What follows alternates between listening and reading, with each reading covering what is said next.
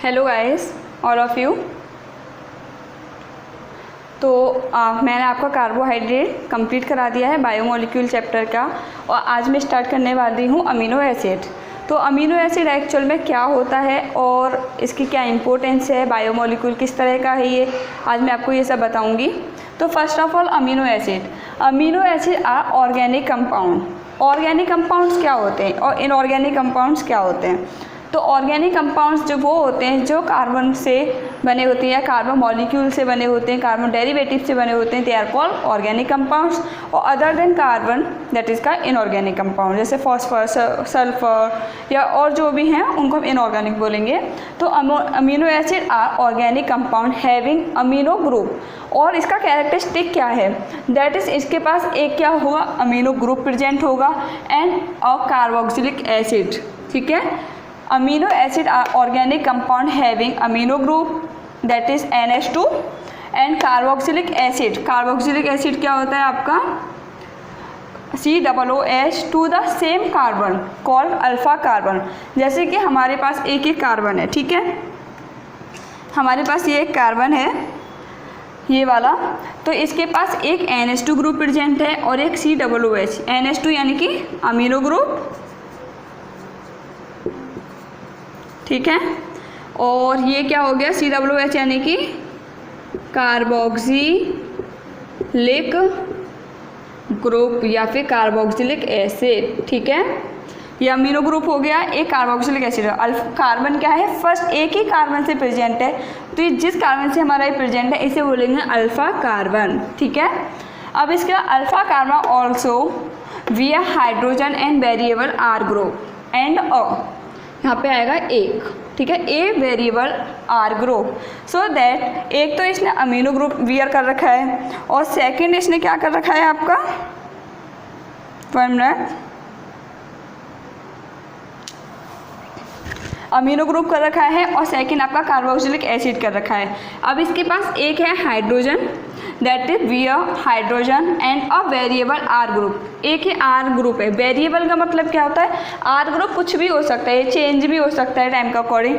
कभी यहाँ हाइड्रोजन हो सकता है, मिथाइल हो सकता है, एल्कोहल हो सकता है, कुछ भी हो सकता है।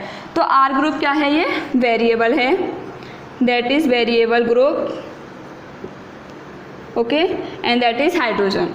Since amino group and carboxylic acid attached on alpha carbon, amino group और कार्बोक्सिलिक एसिड जो किस पर अटैच्ड है? अल्फा कार्बन पर है, तो इसको बोलेंगे हम एक amino acid. This is called amino acid. अब इसके बाद आता है कि अमीनो एसिड जो होता है ये कैसा बिहेव करता है।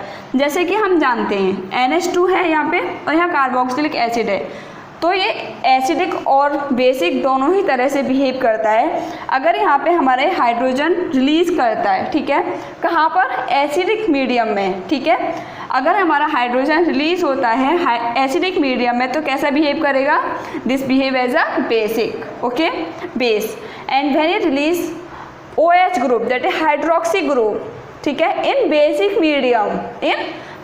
Medium then it behave as a acid, okay, तब ये एसिड बिहेव करेगा। और जब ये न्यूट्रल उसमें रखा होगा और हाइड्रोजन को रिलीज करेगा न्यूट्रल मीडियम में होने के बाद, तो एक न्यूट्रल की तरह ही भी बिहेव करेगा। अब इसके बाद मैं आपको बताती हूँ ये क्या है, हमारा अमीनो एसिड हो गया, दैट इज अमीनो एसिड। ठीक है, अब amino acids are 20 types of amino acid are 20, मतलब जो अमीनो एसिड है मोस्टली वो 20 तरह के हम जानते हैं। अब इसकी बात, जैसे अगर हमारा यहाँ पे एजिटेड यही है, यहाँ हाइड्रोजन है, ठीक है, और यहाँ पे जो आर ग्रुप है हमारा, ये वाला जो आर ग्रुप है इसको हम हाइड्रोजन लेते हैं, इट इज़ अ हाइड्रोजन। ठीक है, और अगर ये हमारा हाइड्रोजन होगा तो हम इसको बोलेंगे, यहाँ पे मैं हाइड्रोजन लगा रही हूँ तो इसे बोले हम ग्लाइसिन, ओके। अगर दोनों हमारे हाइड्रोजन ग्रुप में, एक अमीनो ग्रुप है, एक कार्बोक्सिलिक एसिड है और कार्बोक्सिलिक ग्रुप है, तो ये कैसा, क्या नाम है इसका? Glycine amino acid. ठीक है, ये एक तरह का अमीनो एसिड है, that is glycine amino acid. और अगर आर हमारा अगर हाइड्रोजन हुआ तो मैंने बताया ग्लाइसिन, और अगर हमारा R यहाँ पे मिथाइल ग्रुप या CH2 CH3 कुछ भी हुआ तो मतलब मिथाइल ग्रुप हुआ तो हम इसको क्या बोलेंगे? किसी को पता है? मिथाइल ग्रुप हुआ तो हम इसे बोलेंगे एलेनिन। जब हाइड्रोजन था तो हमने बोला ग्लाइसिन, जब यहाँ पे मिथाइल ग्रुप आया तो हमने बोला इसे एलेनिन। और अगर यहाँ पे हमारा चलो मैं आपको बना के दिखाती हूँ 1 मिनट, बाकी के मैं आपको कुछ अमीनो एसिड्स के स्ट्रक्चर बना के दिखाती हूँ, वेट।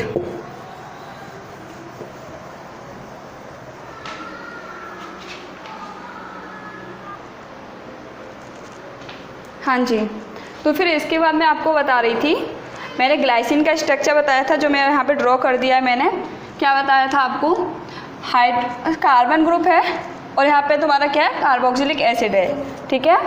फिर इसके बाद यहाँ पे अमीनो ग्रुप है या हाइड्रोजन, और यहाँ भी अगर हमारा R = हाइड्रोजन होगा, दैट इज़ R की जगह हाइड्रोजन होगा, दैट इज़ क्या था? वेरिएबल ग्रुप था कोई भी, तो हमने यहाँ हाइड्रोजन रखा तो इसका नाम हो जाएगा ग्लाइसिन। ये अमीनो एसिड है, that is glycine amino acid. और अगर हम यहाँ पे R = मिथाइल ग्रुप रखते हैं तो इसका नाम हो जाएगा एलेनिन, ओके। और अगर हम यहाँ पे R = कोई भी प्रोपेन वगैरह रखते हैं, मतलब यहाँ पे CH2 CH3 CH3 सेकंड उस पर लगा देते हैं, मतलब इसका नाम क्या हो गया? बेलाइन, ठीक है। और अगर हम यहाँ पे R = CH2 CH, ठीक है, यहाँ पे हमारा R क्या है? ये पूरा ग्रुप हो गया, ठीक है। अगर R हमारा ये होता है तो हम इसको क्या बोलेंगे? ल्यूसिन। और अगर हमारा R ये ग्रुप होता है तो हम इसे बोलेंगे आइसोल्यूसिन, ठीक है।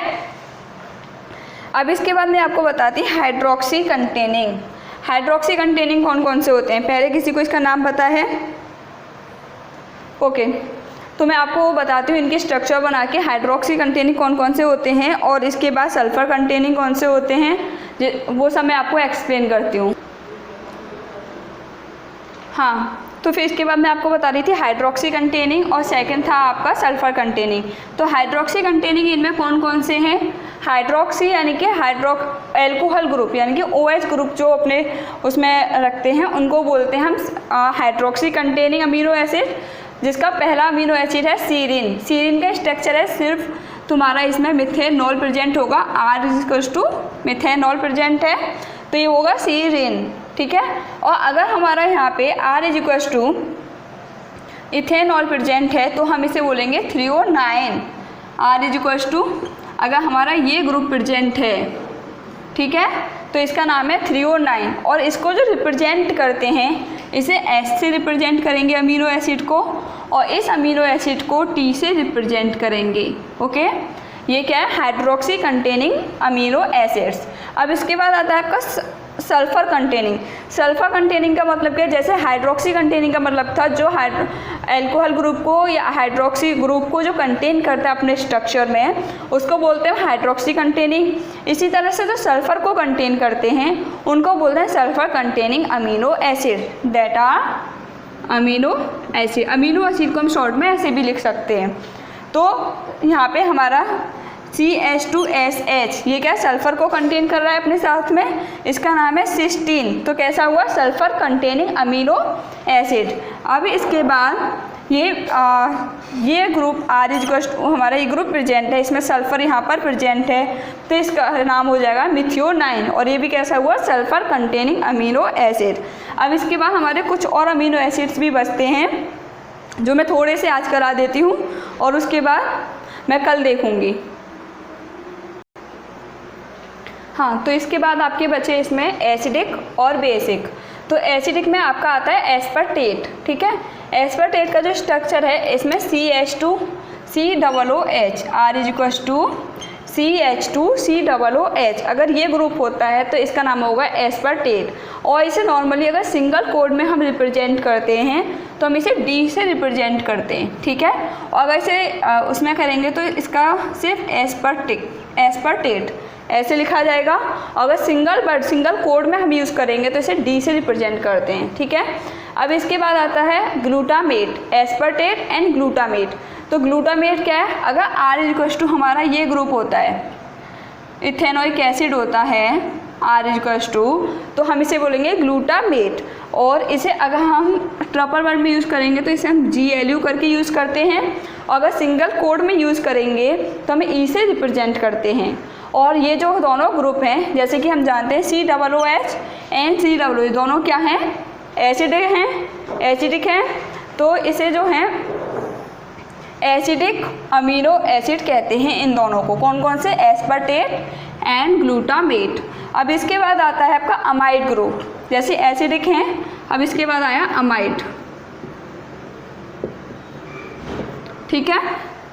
तो अमाइड में क्या है, अगर हमारा CHR is equals to CH2 and CONH2 group आता है, R इज इक्वल्स टू यही है, R का वेरिएबल ग्रुप था, इनकी जगह हमारा अगर ये आता है तो इसका नाम होगा एस्पार्जेन। इसे हम रिप्रेजेंट जो सिंगल कोडोन में करेंगे वो करेंगे N से रिप्रेजेंट, ठीक है। और अगर हमारा R इज इक्वल्स टू ये आता है CH2 एंड CONH2, और बाकी सब में ये ऊपर वाले जो ग्रुप हैं वो एजिटेड रहते हैं, इनमें कोई भी चेंजिंग नहीं आ रही है, ठीक है। इस बात का भी ध्यान रखें, सिर्फ इनका जो R ग्रुप जो वेरिएबल है सिर्फ वही चेंज होगा। तो R इज इक्वल्स टू हमारा ये ग्रुप आता है तो इसका नाम होगा ग्लूटामेन। वो ग्लूटामेट था, ये एस्पर्टेट था। अब ये क्या ग्लूटामेन है और ये एस्पर्जेन है, ये दोनों क्या अमाइड ग्रुप कंटेन करते हैं। अब इसके बाद बचता आपका बेसिक बचा है, और कौन सा बचा, बेसिक अमीनो एसिड बचा और एरोमेटिक अमीनो एसिड बचा, और एक दो जो अलग तरीके से के अमीनो एसिड्स हैं वो बचे हैं, जो मैं आपको कल कंप्लीट करा दूंगी अमीनो एसिड्स। अब इसके बाद और उसके बाद मैं आपको प्रोटीन स्टार्ट कराऊंगी, क्योंकि अमीनो एसिड से ही प्रोटीन बनती है, तो अमीनो एसिड को पहले पढ़ाना बहुत इंपॉर्टेंट था। तो आज अमीनो एसिड, और इसके बाद फिर मैं नेक्स्ट वीडियो में प्रोटीन इस बाकी के रिमेनिंग जितने अमीनो एसिड्स हैं वो आई थिंक वो तो मुश्किल से 5 मिनट्स के होंगे। उसके बाद मैं आपको प्रोटीन से स्टार्ट कराऊंगी। So thank you for watching my video and like share and subscribe. Please like कीजिएगा एंड शेयर कीजिए अगर आपको वीडियो अच्छी लग रही है, अगर आपको मेरा पढ़ाने का तरीका, मेरा कंटेंट समझ में आ रहा है तो थैंक यू, और please share it. Thank you.